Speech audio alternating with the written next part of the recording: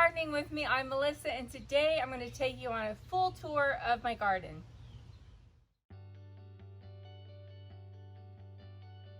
So I think I'll go ahead and start the tour right here in the front yard because these hydrangeas just look absolutely beautiful right now. I almost took them out last year because it had been 2 years since I had had any blossoms on them because we had late frosts, and so I lost all of my buds. These specific hydrangeas, they bloom on last year's wood, so on old wood. So I lost all my buds for the last couple of years, was going to move them this year, decided to just cut them back really hard instead, and this is what they did this year. So I guess they did not want to be moved.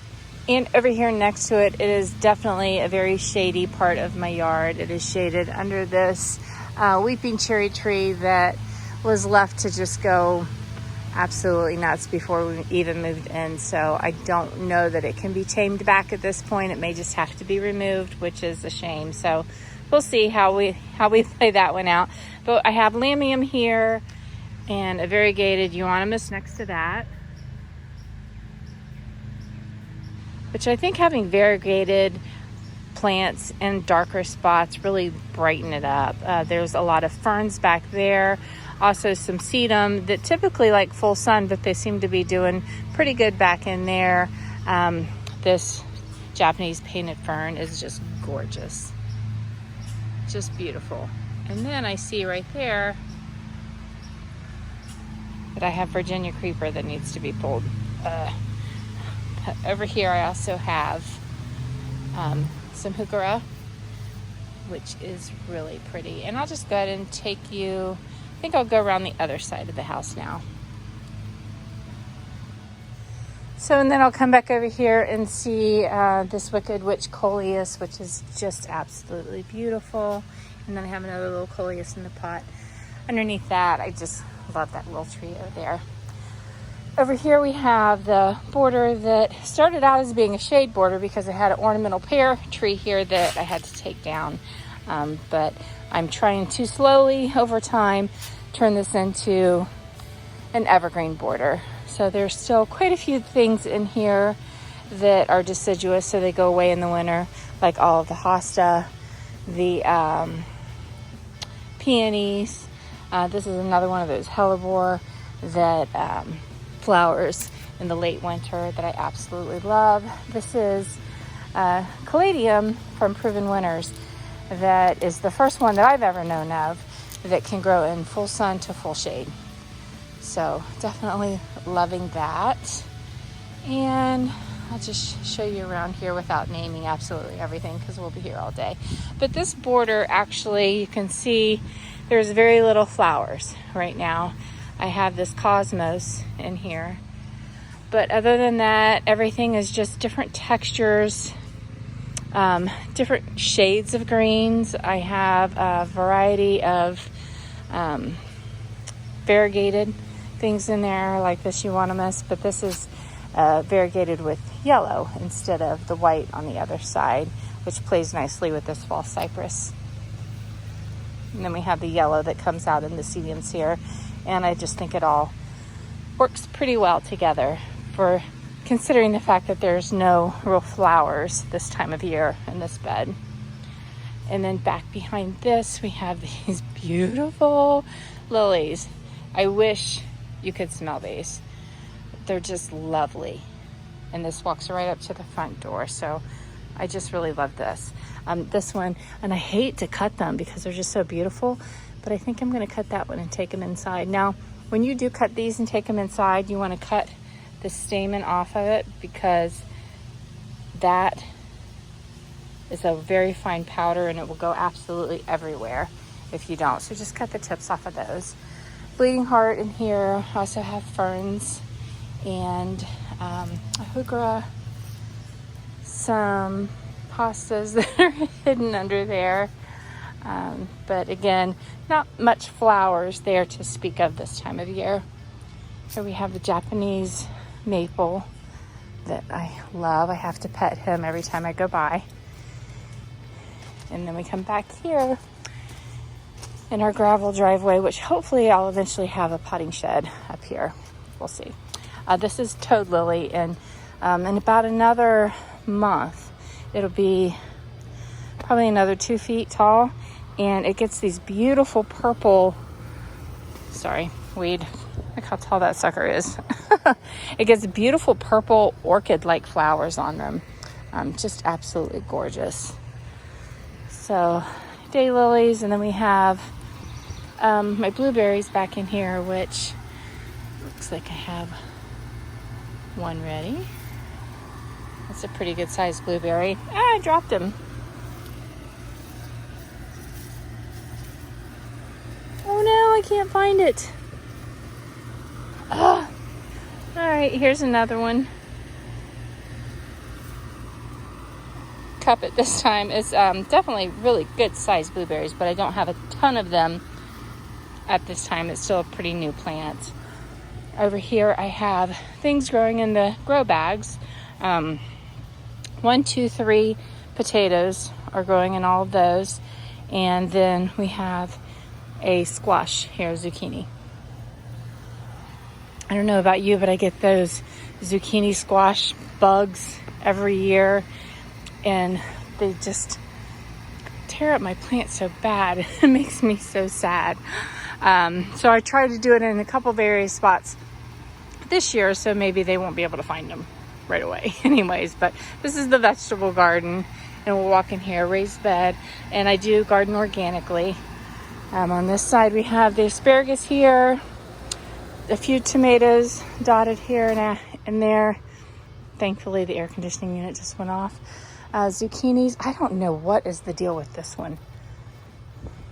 I really don't know why that's so light. And then that one over there is light as well. I don't know if I planted 2 different varieties or what, but we'll see what the zucchini turn out to be. Tall tomato there and there. I have corn growing back in the corner there. Kale, sweet peas here, which grow up and over. So these still look pretty good. Those that I had up there, not so much, because they're getting way too much sun. Well, they're not called sweet peas. Sweet peas are the flowering ones that you can't eat. But these are the peas that you grow in the early spring, so they don't really like it hot. Here we have the onions, which you can see are doing really well. I have a magnolia tree here that I need to get into the ground. I just have wanted this for so long, and I want to find a special spot for it, and I don't know where that is yet, so I haven't planted them yet. Here we have peppers, and we have a couple really nice big peppers growing on there, but they're red, so I'm waiting for them to change color. Sage, oregano, kale, volunteer, not peppers, but potatoes. And then over here we have garlic that is ready to be picked, so I'll be picking that here very soon. Cucumber, which should grow up and over the arch. I have a couple cucumbers that are growing nicely in there. And then on the other side here we have cherry tomatoes, which I have one that's almost ready, but this is doing really nice, going all the way up the arch. Have a tomato in here that's almost ready. So there's quite a few that are just getting ready to turn, which is nice. This is my green beans, which is completely full. There's a good example right there. So I have a lot of picking to do there. These are sweet potatoes, and then I have carrots and beets in here that are doing really well. It's pretty close, I would say. The carrots, I could probably start harvesting them pretty soon. So I'm not going to spend a whole lot of time in the vegetable garden because I did just do a tour recently. Look at the size of that. So I can link that to this video if you'd like, and you can go back and check those out. Over here we have iris that obviously are not in bloom right now, a daylily. That's a hydrangea that I just planted last year, and it didn't bloom this year, so don't know why, but I'm just going to give it the benefit of the doubt that it's young and that it will bloom for me next year. I don't know why it didn't. It's a petunia, but I can't really remember the name of it. I know it is Proven Winners. It's a Vista petunia, but I can't remember the name of it. This is Siberian Iris, lamb's ear, echinacea back there, more Siberian Iris. This whole area is just absolutely gorgeous in the spring. These Siberian Iris definitely need to be dug up and divided, and I will wait till the fall and do that. And I also did a video on how to do that, and I can link that video as well. Here we have the hardy geranium, and this will give me a whole nother flush of flowers here soon, but it did flower already this year. And here I have a lot of sedum that I planted along the edge here that I like to keep the mulch in. The roses have done a huge flush of flowers, and then I'll get just little onesie twosie kind of roses here and there, and then I'll cut those back, and then it'll give me a whole nother flush of flowers. At least that's what it does every year. And then I'll just pan around here and kind of let you see what we're working with and where we're gonna head to. But first I want to take you up here onto the deck. We'll pass these echinacea here, which they're really pretty. We have yarrow yarrow behind that, and this is a buddleia butterfly bush that will be absolutely loaded with beautiful purple flowers here really soon. I have another purple coneflower back there. This was a beautiful lily that's spent, and this is oregano. I like to have things like this by the steps, so when you go by it, you can get little wafts of it. These are gladiolas, which you can see they're getting all crinkled up. They're about ready to flower. Ooh, that one's getting ready to come out. So that'll be exciting. Those are just beautiful. This gorgeous rose my daughter got me for Mother's Day, and man, it's just beautiful. Just beautiful. This arrangement here I got from my grandson's fundraiser at school, and I just left it right in the pot that it came in, and I put the whole pot down in this beautiful cement container that you can barely even see now. It's almost completely covered up. Pardon my deck. I need to stain it. I have to stain it absolutely every single year. Tell me if you have found a solution, if you have decks out there and you have found a solution to where you don't have to paint it every year, because I would love to hear what that solution is. I'm not sure the name of those, can't think of them right off my head, but this is a mint, and I have this here by the back door that we can use for teas. And here we have the garden tour yesterday, and it was a fundraiser for the pool in the area, and there is a Little Joe's greenhouse on the tour, and I bought these succulents. I just think that is so cool. It looks very tropical. It looks really neat. Like, it's the same colors as this. Isn't that beautiful? And this is called Tropical Sunset, I think is what it is. Very pretty. And over here we have a red banana tree with marigolds in the bottom. Wandering Jew, and then I don't know the name of this one, but this we winter over in the pool house every year. Here we have cannas that have just bloomed. They're beautiful, very tropical looking. They have succumbed to some Japanese beetle damage, unfortunately. Variegated geraniums there. And then more cannas, the pool, hydrangea there with lemon coral sedum, and can't quite remember the name of these, but it's a type of a sweet potato vine. So I think that combination looks really good. Looks like these could use some water. We had a lot of rain, so I didn't water things today, but I think that gets a little bit more protection from the rain being on the corner of that house there. This I wanted to show you one of my little sedum planters, and I have this one over here also. which is doing really, really good. And I also have my little gnome village there. That's really cute. And then I'll head down into the yard. This is the island that I just put in. Well, my husband and grandkids dug it out for me last year, and my husband put all the new soil in it for me last year. And since then I have just been putting plant after plant after plant in there, and it's really starting to fill in. It looks great. This is a lilac. This has been here. I can't remember the name of this, but isn't that gorgeous? Nice and tall. I have a canna there. Here's some dahlias. They're getting ready to bloom, and I have some that are in bloom on the other side, and I'll show you. So I have a few zinnias here, and then the rest of the seedlings that you see are all zinnias as well. So they're getting ready to catch up. I planted all those just from seed, directly sown them into the garden. And as you can see here, they're getting ready to bud out. So they'll be catching up really quick. A few hydrangeas and hellebores in there. I'll get in from the other side. This is Veronica, which is pretty well spent. I always hate to cut that back because the bees, all the pollinators just absolutely love that and are hovering all the time. I don't know what's going on with it. It doesn't look so well down at the roots, but there's a lot of new growth in there.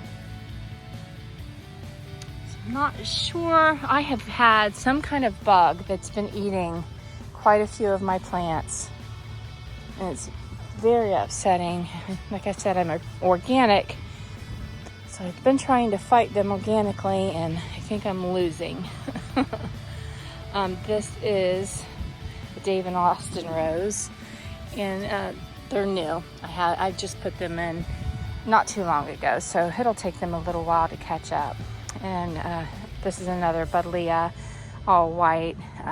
It's probably about time to cut back some of the flowers on them, but it's just got all kinds of new growth coming out. My caladiums there that I planted from tubers this year. This is purple coneflower. Well, it's a type of echinacea. I'm not sure exactly the name of that. Those are more of like an orange color. They're very beautiful. Sorry for my shadow. And then I have this daylily over here. Oh my word. How beautiful is that? It's gorgeous. Really beautiful. And I like to have a few white things in here. I have this hydrangea that's a pinnacle hydrangea that starts out white, and then by the end of the fall it is this deep rich red burgundy color. It's so beautiful. And here I have some dahlias that are coming on. There's a few in there, but they're just loaded with buds. This is one. It's about spent, but there's a bunch of buds coming right behind it. This is a David Austin rose, another one that I planted about the same time, and it's just beautiful. More of the echinacea, as you can see. I love those. It's just such a pretty fun color. And then behind that I have more of the dahlias. These I saved from last year. The others, this is their first year. So I'll show one that's in bloom. They're beautiful. Cream with purple lace around them. They're very pretty. More zinnias down there. And then I have elephant ears all along the edge here. So they're just now really starting to come out. So when they grow up a little bit, it's just going to be stunning. Over here we have this grass. Not sure the name of that, but that's always fun. Lavender down below that. Knockout roses, which you can always count on. There's just tons of blooms and tons of buds everywhere. Here we have a double. It's just a standard daylily, but it's doubled. So I think that makes it something special. We have elephant ears that had a bit of a head start on the others, some sedum behind that. This is all black-eyed Susan. So when they do decide to bloom, it's going to be beautiful.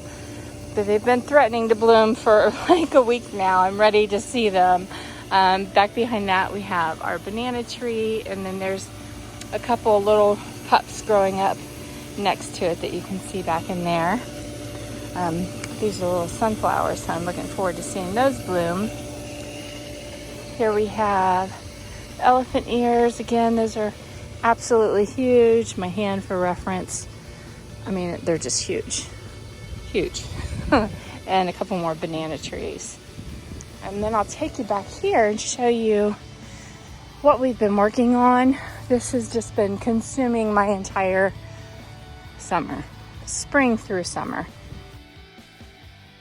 So last year I just started planting this out, and I can also tag the video in the comments too, but at the beginning of this year, just the things that were in the front were here, and nothing else was here except for honeysuckle and just all kinds of wild overgrown stuff that I had to dig out. And then I also expanded the bed quite a bit, but I have yarrow back there and just a few random things back here. Oh, bunny taking off. He was probably back there eating my flowers. So all these tomatoes, they were just volunteers from the garden up there that came back from seed from last year. So instead of digging them up and throwing them away, I just dug them up and popped them back here. I thought, well, if they give me some tomatoes, great. If not, I guess no harm.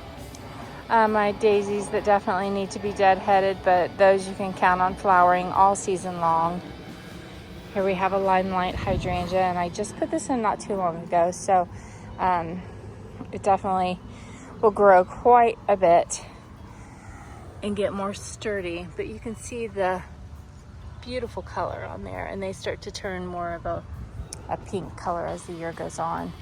And then I have also planted a bunch of pumpkins throughout. That there is a zucchini. So that's one of the other ones I thought, well, I'll plant them someplace else and see, maybe they won't be able to find them. The squash bugs, but see these, they have flowers on them, so we will be having tomatoes soon. This is really neat. It's a type of daisy with these ruffled leaves. I think it's just gorgeous. And then just various plants throughout there. I also have some watermelon planted in there. They're not really growing much, so I don't know if we'll get watermelon or not. And even if I do, the deer will probably get them before I can. I don't know. This is my first time trying, so we'll see how it goes. More elephant ear here. So in the spring, if you can see this back here, in the spring, that's what all of this was. Every bit of it.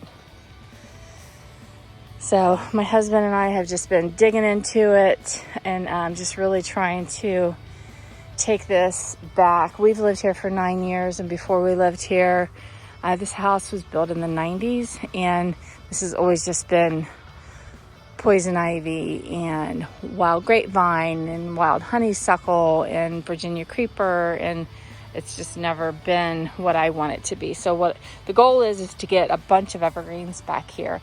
That way we have the privacy in the summer, but in the winter, as you can imagine, all the leaves drop,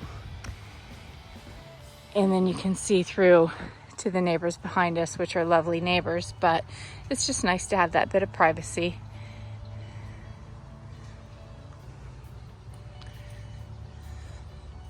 So I've been trying this area back here. I'm not gonna lie, I'm not organically treating it. I've tried organically to get rid of all these weeds, and it's just been impossible. So we're going with the biggest stuff. So as you can see, everything under there has been killed. So now it's time to just clean that up. Already took care of this area right here. The area behind that, we've gotten rid of most things, but there's still a lot of cleanup to do and to have that completely cleared away before we can mulch it. And then look at this. So that is a tree that busted in the winter and fell down over top of everything. So that needs to be taken out of there, but we have to take it very slow and go back in there a bit at a time and kill the poison ivy. Otherwise we'll be covered in it. So that's been the major project for this year. We had a lot of rain, so there's leaves and debris everywhere. More cannas back here. I have a big fire pit.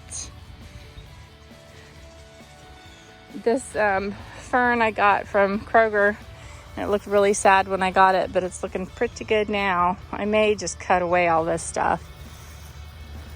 I don't know why it's so different, but have wax begonias there.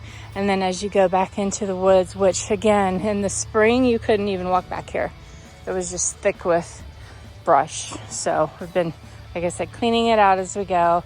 I got this planted up with some astilbe and impatiens and hosta. You can see some of the hostas have been nibbled at.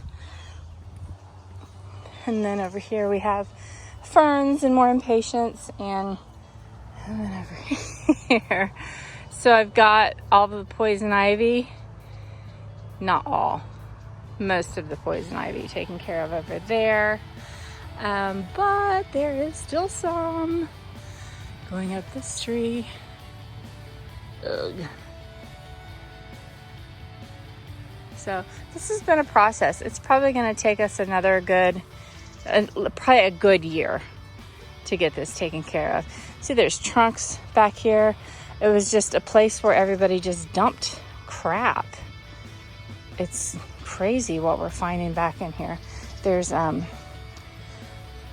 trash bag back there. I don't know where that came from, but big chunks of concrete.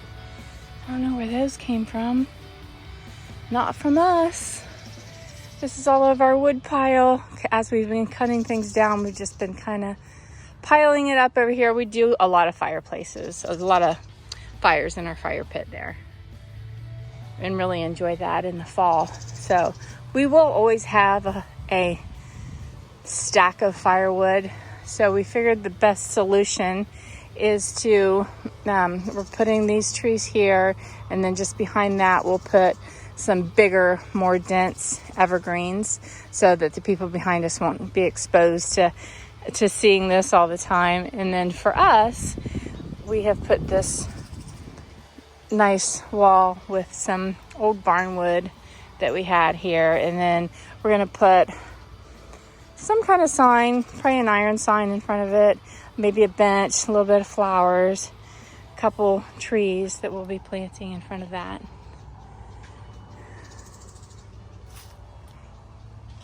So hopefully soon, like I said, within the next year, we'll have it to where it all looks really pretty.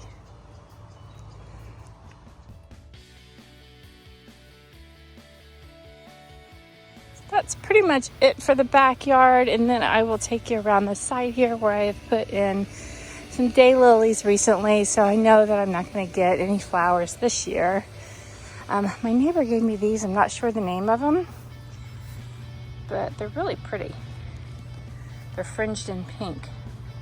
So gorgeous. It looks like it's almost climbing up the wall, but it's not. It's just tall in the back there. If you can see, it's not a climber. And then I have my daylilies here. Have a couple corn stalks mixed throughout. I figured they would blend in pretty well. And then this brings us up to the shade garden on this side of the house. Have a caladium back in there, wax begonias, ferns,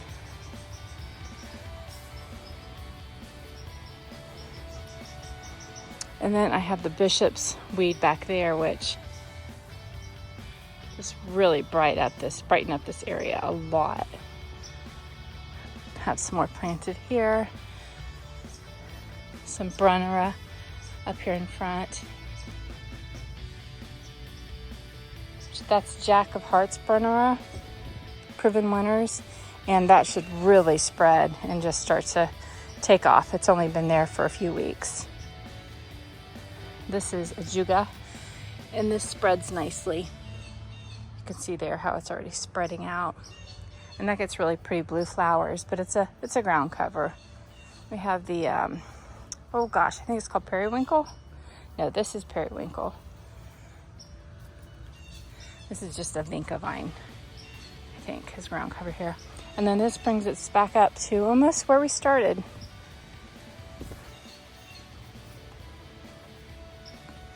Back at the hydrangea in the front of the house. And then the only other thing to show you is this flower bed. And there's not a whole lot of color here right now. This is lily of the valley sedums. I'll get color from that later on in the year. Have a couple daylilies there. Bluebells here, which is, a lot of people consider it a weed, but I think if I can keep it confined into this area, it gets really pretty flowers on it. This is a dahlia here, and then I have a dahlia over there, which, look at this lily too. Ah, beautiful.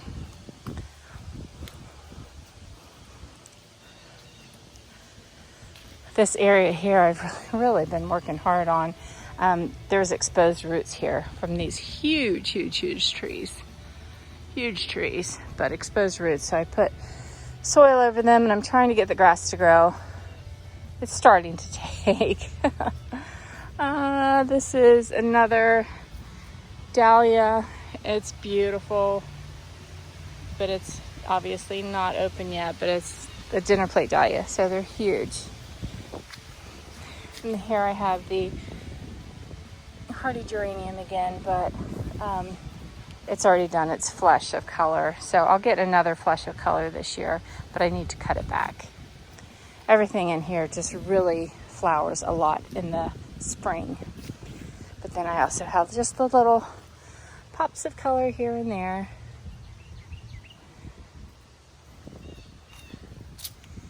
And that's pretty much it. That takes us back to the front of the house. And that brings us right back here where we started. I hope you enjoyed this tour. I hope it inspires you to get out in your yard and do some gardening. Try maybe planting some different beds that have different interests to give you throughout the year. If you have any questions or comments, please let me know. Always happy to help. God bless. Have a great week.